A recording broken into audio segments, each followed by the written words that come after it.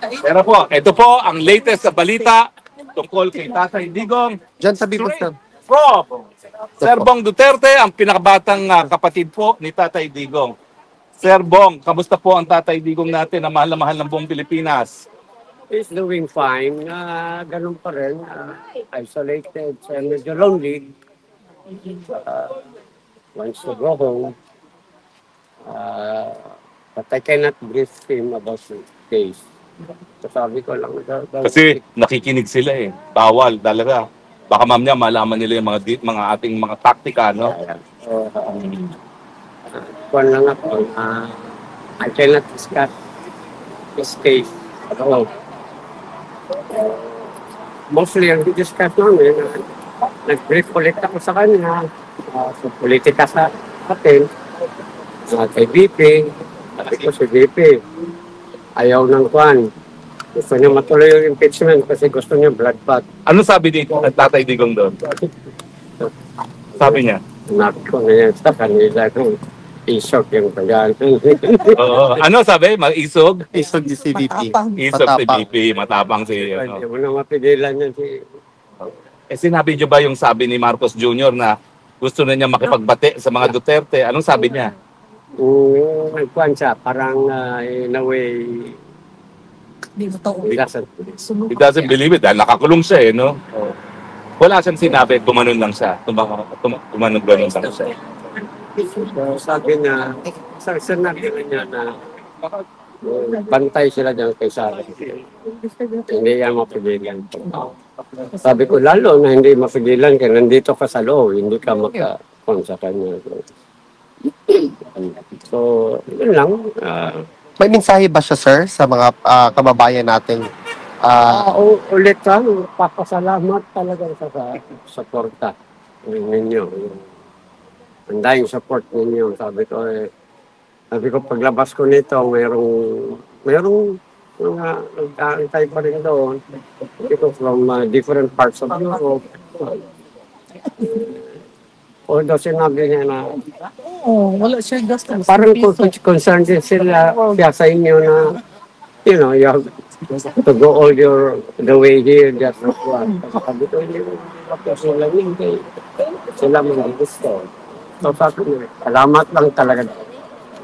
Nabanggit niyo ba ho yung ating marcha nung 17 at yung parating na pagtitipon sa 24 ha? Sa 24 po. Yeah, I mentioned that, sabi ko ito sa big crowd.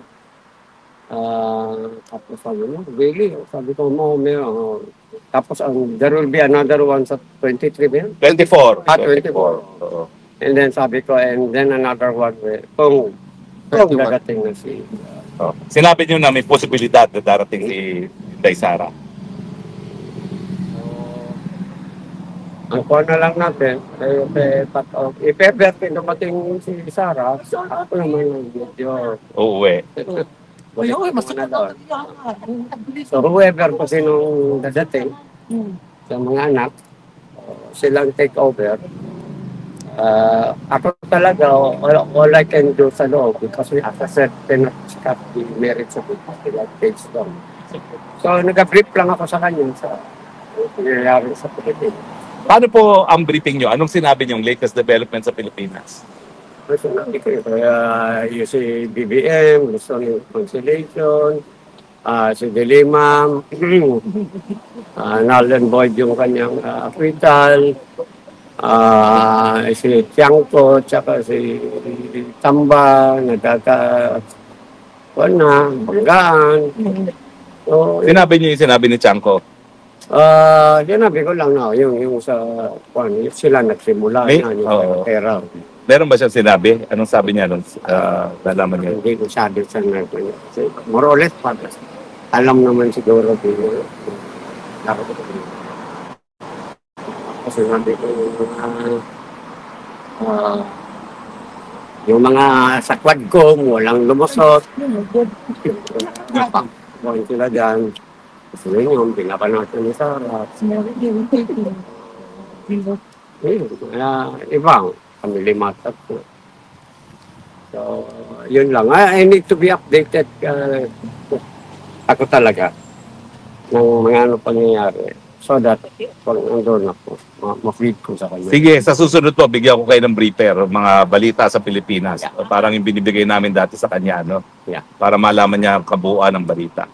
Well, alam nyo, ang mensahe talaga, nung nalaman niya na gusto ng bloodbath ni Inday Sara Duterte, ang mensahe niya, talagang si Sara ay Ay, hindi mo pigilan. hindi mo mapigilan. Ano naman? Sinabi ko na dati, matapang. Maisog at matapang. Matapang. So yan po ang latest kay Tatay Digong. Mga pangag, mag-ingat kayo.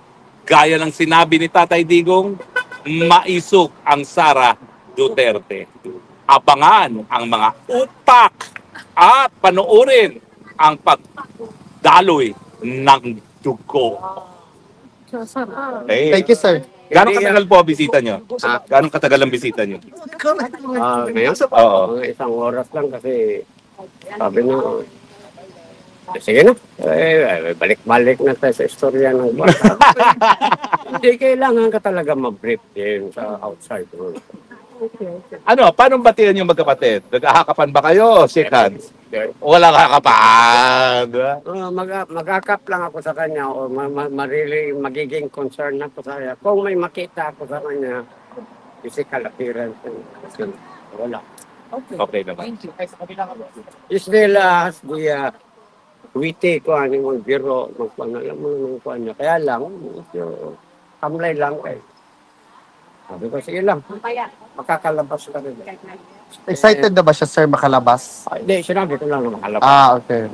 Dimension ko nga yung kaling nasaraan na, the try was for bringing home. Sinabi niyo naman, nagkakaisa talaga ang Pilipino sa cry na bring him home. Walang intrigahan, walang faction, nagkakaisa ang ating mga kababayan. At least he's aware na, pero, tapos bago ako umalis, kasi yung dalawang guardian, Cebu, nakatingin lang kami. Walang privacy. Maliban mo kami may grupo.